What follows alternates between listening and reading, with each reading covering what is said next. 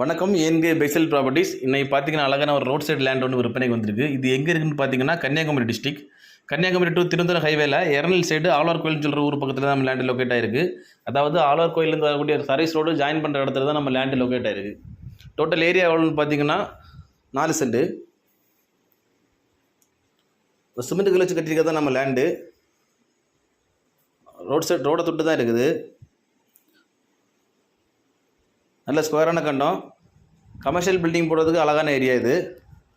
ஃபியூச்சரில் நல்ல டெவலப் ஆகக்கூடிய ஏரியா. இந்த லேண்டுக்கு அவங்க கோட் பண்ணுற ப்ரைஸ் எவ்வளோன்னு பார்த்தீங்கன்னா சென்ட்டுக்கு 15 லட்ச ரூபா கோட் பண்ணுறாங்க.